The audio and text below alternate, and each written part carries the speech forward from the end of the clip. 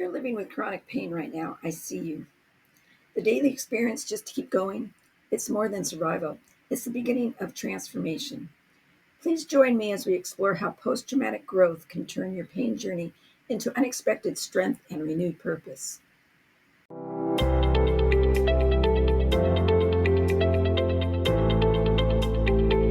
Greetings. It's nice to see you again. And to those new here, you're very welcome. Today, I want to introduce you to Vicky, a 41-year-old technical writer living with fibromyalgia, a condition that causes widespread muscle pain, fatigue, and tender points throughout the body. Like many, her initial diagnosis felt like an ending. Vicky shared her early fears. I thought my career was over, she said. How could I write when my hands ached and my mind felt foggy? But what happened next surprised even her. Through her pain recovery journey, which included many difficult days when brain fog made writing seem impossible, Vicky discovered something unexpected. She recalled, at first I fought against these cognitive challenges, pushing myself to maintain my old pace. But when I finally learned to work with my body against it, which was really mind-changing for her, everything shifted. Her technical documentation became more user-centered, more empathetic. She explained, I started seeing accessibility not as an afterthought, but as the foundation of good design.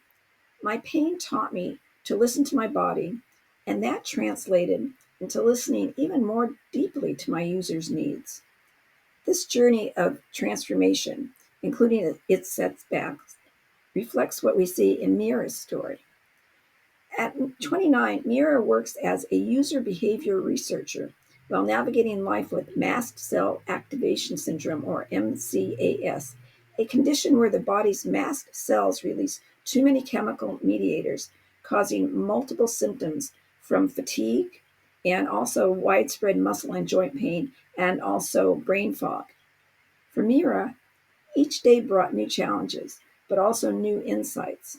Now, looking back, Mira reflects on her journey's challenges by saying, there were months when unpredictable MCAS flares completely disrupted my research schedule. I felt like I was failing at everything. And it was really hard to live through those periods of time. But with resiliency, she used these setbacks that led her to unexpected breakthroughs. I had to redesign my entire research approach to be more flexible, she said, and that's when I realized. Before MCAS, I approached user research purely from a cognitive perspective. Now I understand how physical experiences shape how people interact with products. So my research has become even richer because I understand vulnerability firsthand. What's fascinating is how Mira's personal pain recovery journey, including its setbacks, enhanced her professional empathy, building on what we saw with Vicky. This theme of transformation through challenge exists. Then there's Genevieve, 35, who experiences chronic fatigue syndrome, also known as CFS, and that's a complex disorder and is characterized by extreme fatigue that can't be explained by any underlying medical condition. And even sleeping through the night didn't get her feeling refreshed the next day. It reshaped her approach to market analysis research. At first, she resisted the changes her body demanded.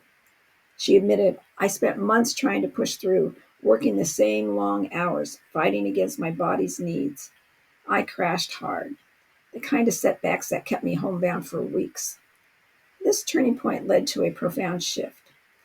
She reported, energy became my most precious resource. It changed how I saw everything, including data. Like Vicky and Mira, Genevieve found that her condition opened new doors of understanding. As she's described it, I started seeing patterns in consumer behavior that I had totally missed before. I started realizing how energy levels affect purchasing decisions, how fatigue influences online shopping habits. And I think we could all relate to that, living with chronic pain and the availability of scrolling on the phone. My personal challenge became my professional insight. What these women's stories illustrate aligns perfectly with what researchers have discovered about post-traumatic growth.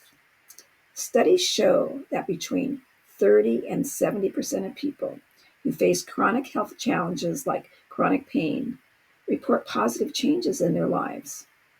The science tells us that this growth typically occurs in 5 key areas: greater personal strength, deeper relationships, new possibilities in life, greater appreciation for life, and spiritual or existential growth.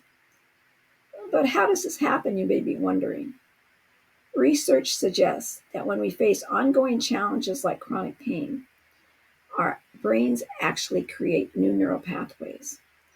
This neuroplasticity isn't just about pain processing. It can lead to enhanced emotional awareness, deeper empathy, and overall improved problem-solving skills. So what we can learn from Vicky and Mira and Genevieve's journey is some key strategies that emerged. First, reframe your narrative. Instead of seeing pain as purely an obstacle, explore how it might be teaching you something valuable. Like Vicky's enhanced user empathy or Mira's deeper research insights. Second, connect your experience to purpose. Each of these women found ways to use their challenges to enhance their work and to help others, which really gave them a feeling of satisfaction and, of course, purpose. That's what we talk about often on my videos. This isn't about minimizing the difficulty. It's about finding meaning within it. Third, practice what I call conscious adaptation. Notice how Genevieve turned her need to carefully manage energy into a professional strength. What aspects of your pain recovery journey might actually be developing skills you can use elsewhere in life? That's a question to ponder. And I want you to please remember, post-traumatic growth isn't about denying the reality of pain or suggesting that chronic pain is somehow a gift.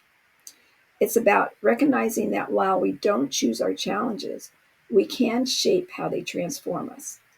As we've seen through these stories, sometimes our deepest struggles can lead to our most profound insights and contributions to the world. So please, I'd like you to think about that right now, about your life in a positive way. And I'd like to thank you for joining me on this exploration of resilience, recovery, and growth. If you're on your own pain recovery journey, know that transformation is possible, and your challenges may hold unexpected opportunities for growth.